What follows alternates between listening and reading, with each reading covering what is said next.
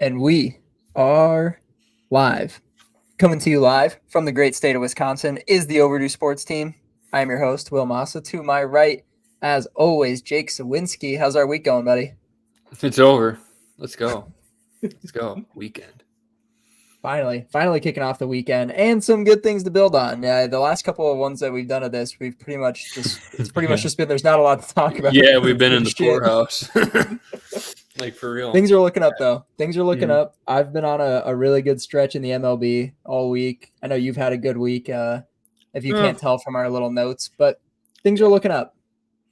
Yeah, kind of up and down. My weeks would be really good if I didn't have like one disastrous day to start the week. Like Monday, I was like 1-6, and then I'm down like 1 unit right now, so it's like so. No complaints. Yeah, I'm stringing it along. The Red Sox have been a wagon on the field and on the books for me because they just keep popping up in these dog spots, and I've hit them a couple of times over the last week. And the Mets as well. The Mets are also on this crazy run, and I know you hit them today, which we can talk about, but I kind of just have been trying to pick cheap spots for them while they're on this really hot streak. And it's like maybe a game that they aren't necessarily should be winning, but try and score a cheap one. Like I hit them the other night. I know you were on the Rangers the other night. Yeah, I ran that one back, so that kind of Yeah. I was less angry about the Mets actually winning than the total selling because that would have been a perfect first 5 under. And then the same thing happened the next day. Like I ran them both back because what was that, Tuesday night? Tuesday night, I bet the Mets, or I'm sorry, I bet the Rangers in the under. They both lost, and then I ran it back, but I got the Rangers, but the total pushed because I did it a little too early. It was at 8.5 at the close, and I got 8, so that was unfortunate. But yeah, I mean, for me, like I said already, the 1 day a week, just catastrophic, classic, and then totals. The same thing happened to me last summer, where like I went like a month or 2 months without hitting a total. And it seems like the same thing is happening, right? And like I feel like I'm making okay looks at them, like in my head, right? Like it doesn't actually come to fruition. Yesterday was really frustrating because how many runs we were both on the Nats yesterday. The side was D-backs. pretty. We're both on the D-backs. The D-backs instead of the Nats. Yeah, the side was pretty easy. But how many runners did the D-backs leave on? Dude, they left. I think they left 6 on in the first 3 innings. Yeah. I was sitting there like this game. Like I was thinking that it was gonna be one of those games where they leave 11 on and they lose, but they finally came through towards the end. They ended up getting to Mackenzie Gore, but yeah, it was like probably should have scored 7 or 8 in that game. Yeah, exactly. And then the White Sox, it was the same thing. Like, if you were to hear a stat like a team batted around, you'd think they'd score like what 8, 9, 10 runs in that game. The Astros won 5-3. Yeah, they batted around in the 7th, and they only scored 4 runs in that inning, or 5 runs. Just like that over didn't hit. And then the worst bet of the year yesterday, I bet the under in that Yankees-Orioles game because I bet the Orioles the night before, and that was kind of a fluky over with what happened there in extra innings and whatnot. The Orioles scored twice the number themselves. Fucking totals. So totals are on my shit list right now. But sides have been okay. Too good. Like the sides I've been losing haven't been like blowouts. Like I lost the Giants yesterday. I was a little stinky yesterday, but not like horrible. But like Wednesday night I was pretty solid. Like I think I was 6-1 on Wednesday. So it's like can't really complain. But the only thing I missed was that stupid total. So. Yeah, same here. The losers I've had the past week have actually been like I missed the Orioles in game. I think that was game 1 of that series, or was that game 2? Game 2, and they lost 4-2. They were kind of in it. I mean, not really. They picked up the garbage home run in the 9th. Santander went yard in the 9th when they were down 4-0. But I didn't think it was a terrible look. No, like it wasn't at all. But that's why I ran it back because they were. That would have been the smart thing to do. Yesterday, yeah. Like I didn't lose the first game like you did. I won the second game, but. Yeah, I've been solid on the totals. I hit that Oakland and Twins total Yeah, that early in was the week. I think easy. Sunday night. Oh my Yeah, it was God, so Sunday easy, night. hitting 3 innings. Yeah, I was pissed at you because I bet the A's, and I was like, don't rub it in my face that the Twins have scored 8 million runs in 1 inning.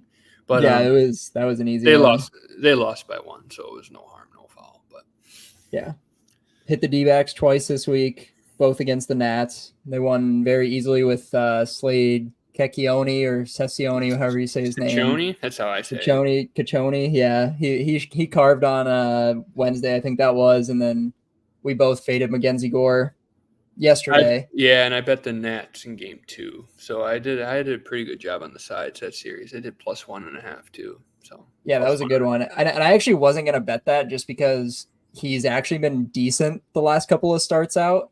And I saw a stat that in any game where he strikes out 9 or more, he's They 0-8 in following starts. And he's only been in that spot like 10 times, and he's 0-8 in 10 of them. And I was I did like, not know that. I didn't know either. Like right before game time, a buddy texted me and I was like, I like it. What do you like? Did you see anything that I'm not seeing? Like, I don't know what you're seeing here. And he was like, I found a stat. Mackenzie Gore is 0-8 after striking out 9+ batters. And I was like, all right. I'm not a trend guy, but I usually have a pretty good read on the Nats. Like I smash that team very often. So I'm getting texts about Zinn just disappearing from the face of the earth right now. I'm having a really hard time. Dude, I'm not being that asshole that drives all over town. I'm just going to quit. Or find You a don't new have him at the Quick Trip next to you? No, dude. And they're like all the sissy 3s. I don't do that. I'll go through them twice as fast. I double barrel them if I have to. If they're 3s, it's like You're going on the wrong days. I think Got to go on the restock days. No, like 2 of my buddies that lived in Sun Prairie were like, "Oh yeah, this Quick Trip in this certain place they just got a shipment. They're all fucking gone already." The one I normally go to down the street from me, like literally 0. How many flavors are there? Like 15? Like 8. Yeah. I think there's like more that. than that. There's like wintergreen, spearmint, cinnamon, coffee, chill, menthol, citrus. Maybe 8 or 10, whatever, it doesn't matter. 3 and 6, nothing. Like literally 0. I haven't seen that in Madison. I don't care. Very... I don't care about the online subpoena from Congress. Figure it out, Philip Morris. You're the GOAT. You're the damn GOAT. Marlboro cigarettes. You're the GOAT. Figure it out. Zinn is owned by Philip Morris International. So I was not aware. Yeah, so you're a $1 billion company. Figure it out. Sorry. Chill. That's what I had to get. It's fucking chill. I don't even know what that's supposed to be. It's supposed to be mint. Yeah, it's kind of minty. It's not that bad, but I had the spearmint ones. I don't like the spearmint ones. They give me a headache. I think it's just like that artificial taste. It's a little too strong. Yeah. And the frequency I do with that, it's like, oh, my head hurts. So it's like, maybe I should just do those. I do less of it, but or drink water. I don't know. But I had spearmint. I'm usually cinnamon. Like a lot of people shit on the cinnamon ones, but I like them. They're like subtle. Get the effects of nicotine. Big red.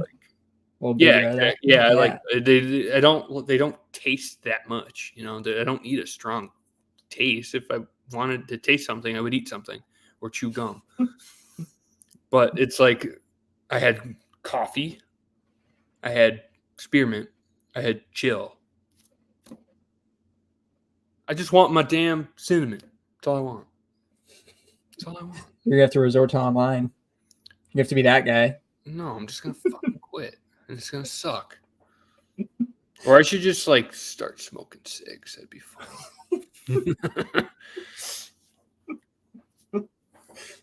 I don't know if I can get behind that one. Nah, I can't either. So it's not even like it's bad for you. It's like it's so fucking expensive. Like that's what it is. I don't know how anybody affords it. No, when I was in high school, it's like 30, dude. In Colorado, it's like $35 for a little carton. Well, a carton's not little. There's 10 packs in there. No, not like one thing, box. like one box. Oh, a pack. Yeah, a pack. It's like $30. Yeah, it's crazy. Well, I mean, back in the old days, they used to like have a soft pack and then a box, like it's actually cardboard. But the soft packs are harder and harder to find, I think. But when I worked at a gas station, there was a woman that would come in and she'd get 4 packs of Newports a day. And like that was like 10 years ago almost, and that was $30 for 4 of them every day. Could you imagine spending $200 a week on cigarettes? Can you imagine smoking $200 worth of cigarettes a week? No. That'll you're literally chain smoking them. 4 Yeah, packs. we go on a bender, like if there's a bachelor party or a weekend with the boys, like we'll get 1 or 2, and then like you're good for a year. Like you don't want them anymore. No, I There's couldn't not even enough imagine. hours in the day to do that. She's ripping like 4 in the fingers at once. Yeah, like those Backing them videos, through. like the Yeah. whole thing. You can tell it's baseball season. We're talking about You cheese. can, yeah, there's running out. I just am like, and both of us are scaling back. Like I've bet 8 times this week. I think I'm 7-1 this week. I've kind of been an asshole the last couple of days with the volume. Yeah, I've seen you. It You've hasn't been been accurate. biting me too bad. You hit hockey the other night too. I've hit 2 hockey You hit ones in a both. row. Oh, I've been so bad in hockey. I missed it so much. Like I haven't even been watching. I was just so dejected about that cold streak I started. But got the over in the Oilers game 3. Got the Oilers game 4. I wish I would have fucking put my 401k on the Oilers in game 4. It was easy. And I'm on the Panthers tonight. I think they. Yeah, I was gonna say, did you bet that game tonight? I'm thinking about the Panthers as well. Yeah, I think they wrap it up.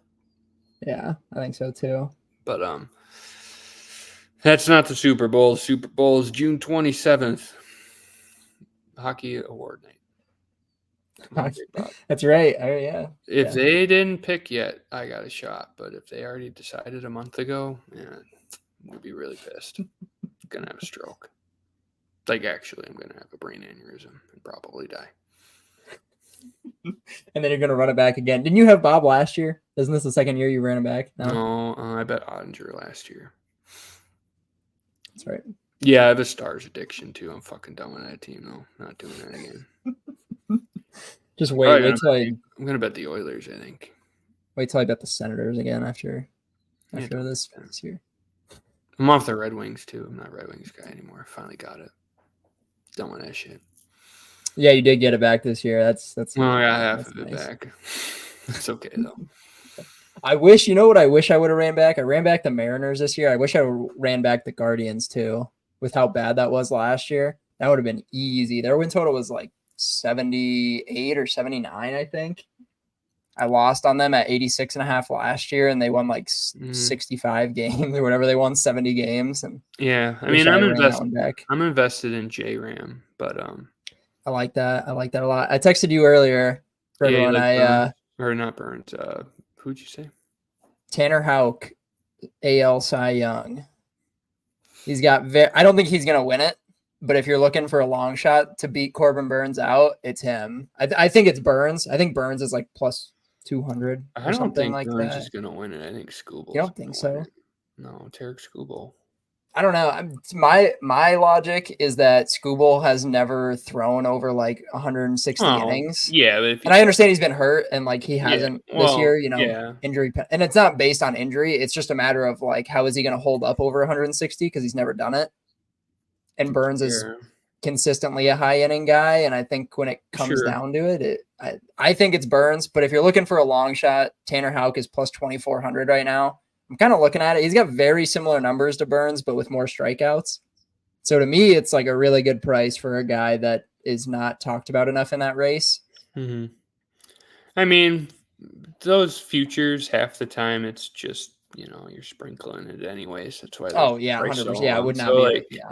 I mean, if they're in the top 20, you probably can't make a bad pick, even if it loses, Like, I don't know, you picking somebody like Jordan Lyles, yeah, that's dumb. But, like, you know what I mean? Like, yeah, if you even like a Luis Castillo, I don't know what his odds are at, but like he's not having a great year, but it's like he's going to finish in the top 15 of pitchers in the AL. Yeah, so that's my point. Like, you could always do, like, You putting a tenth of a unit on it or something. That's fine.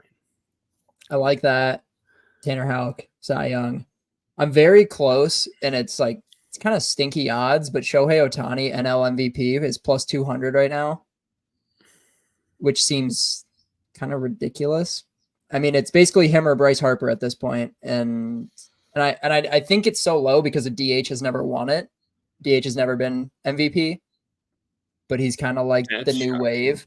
Yeah, and I think if it comes down to them having similar numbers, it's just gonna go to him. Go to Shohei, yeah. Yeah, he's just been the dude, and he's underperforming some of his advanced metrics right now, and he's still putting together a better year than Bryce. And with Bryce Harper not playing outfield, the defensive argument doesn't really work anymore. And he's been really good at first. He's been one of, if not the best defensive first baseman, but it's not a premium defensive position, so it kind of gets a wash. Mm-hmm. So if they're close enough, I might take a stab at that at plus 200. That's not a terrible look in my, and I know it's not great value or anything, but I think it's just those two. There's nobody else. Yeah, it's not there's not a dark horse. In the AL, there's 4 or 5 guys behind Judge that could win it. I think and Soto would be the front runner right now. It's Judge. Judge is minus 110. Soto's right behind him then. Soto and Gunnar are both plus 400. And then Gunnar Henderson winning MVP is insane. Then Bobby Witt is plus 600, which if you're going to take a stab at one of the others, take Bobby Witt over Gunnar. Gunnar Henderson's not winning MVP. That's people actually put money on that. That's stupid. If you did it 3 months ago, sure, but if you do it now, you're an idiot. It's not. Yeah. If you're not willing to take the Soto, I think it's Judge. I think it's pretty clear it's going to be Judge unless he gets hurt. He just got hit in the hand the other night. I think it's Soto. You think so? Yeah. I just don't think he gives the defense. I think if the offensive numbers are close, it's going to go to Judge simply for defense. I don't know how much merit they actually put into the defensive side of it. I think they do a little bit. I mean, they look at WAR now, and defense plays a pretty heavy role in WAR. So maybe you're right, but the way I look at it, as long as you don't play left field like Christian Yelich, you'll be okay. His defensive WAR is negative every year. If you play an average. I don't know that he does though. Soto is not a good defender. Well, I don't know for sure, but I'm just saying I don't know how much weight it really goes. Oh, I don't know either. The defensive side. Yeah. You know what I mean? Christian Yelich is statistically one of the worst outfielders in baseball. And I wouldn't even say he's a horrible defender. He's just below average. Yeah. You know what I mean? But if he puts up the offensive numbers, I think he would be fine too. It's not just a Brewer hating thing. It'd be across the board. I don't know how much. I think you'd have to be really bad at defense for a voter to count you out. You'd have to be I agree. a Kyle Schwarber liability out there. Yeah, I agree. You know what I mean? Yeah. But if you're looking for a long shot in the AL, it's probably Bobby Witt. No, for MVP, I would look at Bobby Witt. I kind of like William Contreras. I do too, but I don't know. I mean, you're on J-Ram, which I love, and it's if J-Ram isn't falling into it, it's is William Contreras really going to fall into it? Well, it's on the NL side. It's a long shot. I don't think it's a very long shot. I have no clue what his odds are, but I imagine it's pretty steep. When's the last time a catcher's won MVP? I don't know. Did Salvi win one? That's what I was going to say, but I don't know that he did. I mean, Salvi's probably a good look too. I mean, I think his average has come down. It was pretty ballooned up there for a while, but he's having a really good year. At least he was. Buster Posey was the last one in 2012. Yeah. Joe Mauer won it in 2009. I think, that was kind of the last of good catchers you got. You know what I mean? Nowadays, catching is an afterthought. The defensive side of catching is so piss poor in baseball right now. It's awful. Funny. William Contreras has probably cemented himself as the best catcher in baseball right now. It's 90% because of his bat. He's below average to average at catching. JT Realmuto is the only guy who actually catches well. And I feel that's even come down a little bit. just with the Yeah, it's very few. I mean, that's why those backup catchers, like you look at Austin Barnes, like he still has a job because he plays like decent defense. Like the dude never hits above 120, but he That's plays why good he's in the line. defense. And it's like, Everyone's like, "Why is this going in the lineup?" It's like because me he's included, because I hate him. I have a very strong dislike for him, but he's good defensively. So you play him once every 5th day, and it's like, all right, whatever. Yeah, I mean, like look at Martin Maldonado. He's a perfect example too. The guy calls a good game. He can't hit for the shit, but like he's their everyday He still catcher. hasn't changed. Still has Yeah, a but job. that's why he still has a job because he Yeah. brings some value at least at half of the game. Yeah. But I mean, like you could literally go through every team and you're not gonna find a top tier catcher on 5 of them. Yeah. Name 2. Like William Contreras is so good on offense that he gets lumped in there, but like he's nothing to write home about on defense. It's improving, but like it's not. Real Muto is the best defensive catcher to my knowledge. I can't think of one better. The Cubs don't have one. They should just have the umpire catch for them. Dude, that Amaya has more pass balls than I've ever, and I don't know if it's just because it's contained to games where I bet on the Cubs, but Could be. he has a ton of. It seems like every time I watch them, he has a pass ball.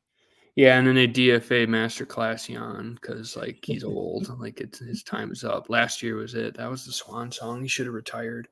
See, Jan Gomes got he got DFA'd too. Yeah. He did. It's a shame. I hate Craig. Send off. I hate Craig Counsell. All those Cubs fans were like, "Oh, Craig Counsell, you guys are dumb as fuck. That guy sucks." Like they look so uninspired. They do. Because There's a lot of he's a mediocrity weenie. going on. He is a weenie. He was a weenie when he played, and he's a weenie now. He just sits there menacingly. His big ass nose. I have a big nose too, so it's not really. I'm not making it's not because he sucks because he has a big nose, but like he's a dork. I hate him. He's stupid. Wasted his money. Cubs wasted their money on that dummy. There's a lot of mediocrity right now. Yeah, if I see Mark Leiter Jr. one more goddamn time, I'm losing my mind. That guy sucks. Oh, but who the whole bullpen does. The bullpen is terrible. Like who are you gonna Hector pitch? Hector Neris is the boogeyman if you bet on the Cubs. Dude, you see that dude coming in the 9th? Dude. You might as well live bet the other team. You know, the thing is, it reminds me of Carlos Marmol, but Carlos Marmol, like that one season, got out of it every time. He'd walk the bases loaded and then strike out the next 3 guys. He had 50 saves that year. Or 45 You need another Carlos Zambrano. Just fire the guys up. Like that whole team, top to bottom, is just piss. Oh, it's annoying. I just fade them now. They suck. I can't bet them anymore. They're so frustrating. They shouldn't be bad either. Like the Pen, yes, No. the Pen should be bad. But like we all picked them to win the division. So did I. They were talented on offense last year. I don't know what the fuck happened. It's Craig. It's the only thing on offense that changed. Is that fucking dweeb? All right. Yeah, anything else? We can wrap this up. We were just ranting for the last 5 minutes. That's our show, folks. Be sure to check us out on Twitter at Overdue Sports, overduesports.com. Like and subscribe. Hit that big red button. We actually picked up a few this week, so maybe some people will listen to us some more. You. So, yeah, thank you as always. We're gonna have a mailbag episode coming right after this, so stay tuned, and we are out of here.